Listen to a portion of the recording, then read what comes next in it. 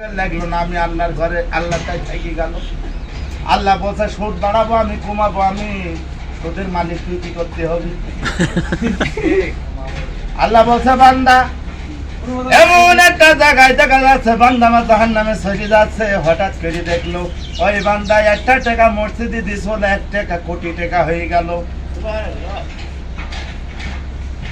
আর যত যারে যাকে যত ধরে অর্থ দেয় আর তত ধরে আল্লাহ করে টিকাইতে নাই।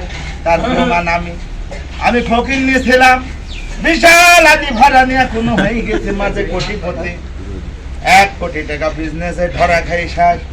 আর এই করোনা আসি আমার মনে করো করোনায় লাথি মারি বিদাস্তি ঘোরা দিয়েছে। আর না 1 মাসে প্রত্যেক মাসে বেতন আমার হয়েছিল 1.5 লাখ টাকা। আরে আমি আমার লোক ছিল কেবল বাবা গোয়াল কসালাম চাল দিতে পারি না, দেশে করোনা চলে আইলো। 5টা গরু ছিল, 13,000 টাকা মন গরুর গোশ বেচেছি। আর ওই গরু 3200 টাকা করে আমি চাল খোয়াই। এই বাবা এই দেশ ভালো না, এই দেশের পাবলিক ভালো না।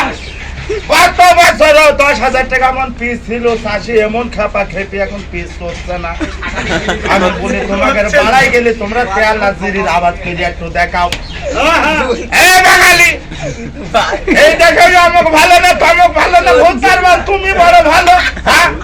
ভালো চাইরু শালা আগে নিজের ভুঙায় হাত দিয়ে দেখো আমার ভুঙাটুক কতটুক সেন মারা, তারপরে লোকের ছেলের হিসাব করো। আর দুনিয়াদারি করতে যাও অমুক তমুক হ্যান 700 ওইটি কোনো কথা না। আমাকে একজনে আমানত দিল, আমি তাই দেশের বড় সর 1 লাখ টাকা যদি 1 সপ্তাহ জন্য ছুঁয়ে দেয়, আমি কিছু না হলো 10,000 টাকা চাইলে কিনে খাই বেচবো না।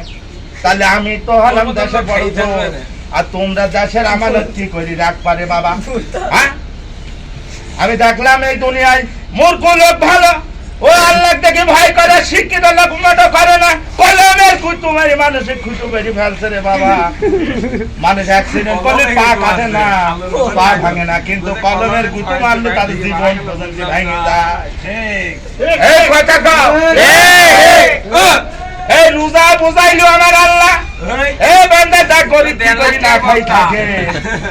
আমার আল্লাহ কোরবানি দিয়ে বোঝাইলো, তাকে গোস্তগিরি পাঠা দিলাম। এ মানুষ এখন চালাকি বুঝলো না রে বান্দা। আল্লাহ বেশি দূরে না, আল্লাহ থাকে মানুষের কলবে, কিন্তু রসুল সব কলবে থাকে না, বহুত ভিন্ন আছে। আল্লাহ প্রত্যেকটা জাতির মধ্যে আছে, কিন্তু আমার রসুল সব জাতির মধ্যে নেই। এই বুঝলি কথা? আল্লাহ যদি না থাকে তাহলে কুকুর চলে কাম্মা। এই জড় নড় পদার্থ বই পড়েনি বিজ্ঞান, যার ভিতরে জীব আছে সে হাঁটতে পারে, চলতে পারে, যার জীব নেই সে চলতে পারে না। শেষ কৃষি আমার বক্তব্য কিয়ামতের দিন চলবে। এই দেশ কোনোদিন ভালো হবে নি, এই দেশ জামাত ক্ষমতায় পাবেনি, বিএনপি তো জাতি পারবে না।